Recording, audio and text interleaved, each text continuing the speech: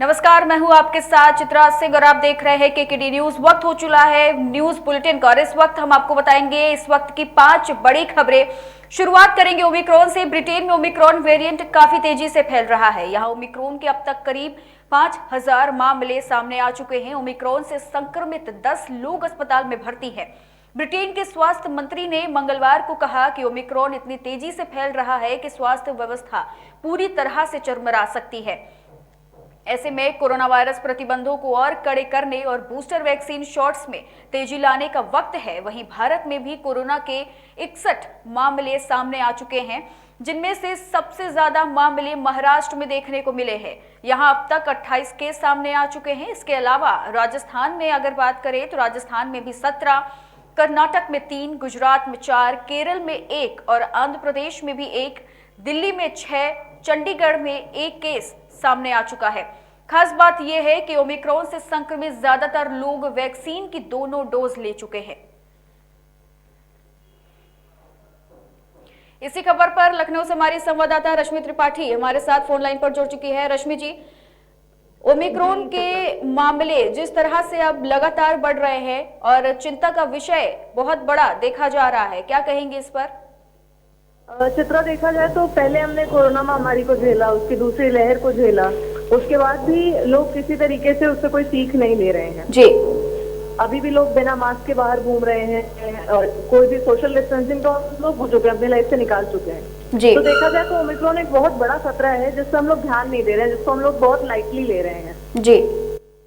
अब जिस तरह से बातें सामने आ रही हैं कि हो सकता है फरवरी तक कोरोना की तीसरी लहर सामने आए और ऐसे में विधानसभा चुनाव भी हैं। जैसा हमने पिछली बार देखा था जब पश्चिम बंगाल में रैलियां हुई थी, उस दौरान जिस तरीके से कोरोना वायरस के मामले लगातार बढ़े थे, तो क्या लगता है कि इस बार वही पुरानी चीज दोबारा दोहराई जाएगी? जी चित्रा, देखा जाए तो अभी हम लोग जिस तरीके से ले रहे हैं ओमिक्रॉन को, जितने लाइटली हम लोग इसके साथ डील कर रहे हैं, कोई बड़ी बात नहीं है कि ये फिर से तब तक वही हाल हो जाए जैसा पिछले साल हुआ था जी, या इस साल भी हमने देखा। इस साल तो हमने और बुरे हालात देखे हैं। स्वास्थ्य व्यवस्था पर क्या कहेंगे? स्वास्थ्य व्यवस्थाएं अब जिस तरीके से हम लोगों ने देखा था पिछली बार, तो दोबारा से वही चीजें अगर होंगी तीसरी लहर पर? चित्रा, देखा जाए तो दूसरी लहर में हमारे स्वास्थ्य व्यवस्था ने काफी कुछ झेला है। हमारे जो जनता है, आम जनता ने बहुत कुछ झेला है, लेकिन उससे अगर स्वास्थ्य विभाग ने सीख ली होगी कुछ तो हो सकता है, मतलब मैं दावे के साथ नहीं कह सकती, लेकिन हो सकता है कि उसके लिए कुछ जो इंतजाम थे वो बेहतर किए गए हों। जी, जो काम था उस पर अच्छे से ध्यान दिया गया और जो हमारे स्टॉक थे पिछले बार, इससे ज्यादा सबसे ज्यादा जनता को अगर देखा जाए तो लापरवाहियां भी इस बार अब फिर से देखने को मिल रही हैं। बिना मास्क के लोग अब बाहर निकल रहे हैं, तो कहीं ना कहीं एक बहुत बड़ी वजह निकलकर सामने आ सकती है तीसरी लहर के लिए। फिलहाल आपका बहुत बहुत शुक्रिया हमारे साथ जुड़ने के लिए। उत्तर प्रदेश में आज से विधानसभा का शीतकालीन सत्र शुरू हो रहा है। यह सत्र 3 दिन तक चलने वाला है। यूपी में अगले साल विधानसभा चुनाव होना है। ऐसे में माना जा रहा है कि यह 17वीं विधानसभा का आखिरी सत्र हो सकता है। सत्र शुरू होने से पहले समाजवादी पार्टी ने महंगाई और लखीमपुर केस को लेकर विधान भवन में चौधरी चरण सिंह की प्रतिमा पर प्रदर्शन किया। उधर भाजपा का जोर जहां यूपी की सत्ता में बने रहने का है, तो ऐसे में इस सत्र में होने वाले ऐलानों में इसका असर दिख सकता है। उधर सपा, कांग्रेस समेत सभी विपक्षी पार्टियां भी अपने अपने स्तर पर भाजपा को घेरने की कोशिश में जुटी है।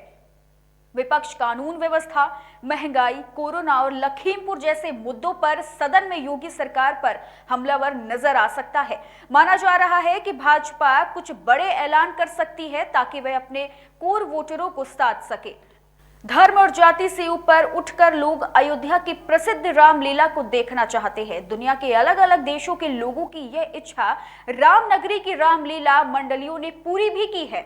अब दुबई के लोग पहली बार अयोध्या की रामलीला का मंचन देखेंगे। दुबई एक्सपो 2021 में रामनगरी अयोध्या का रामलीला दल जाएगा।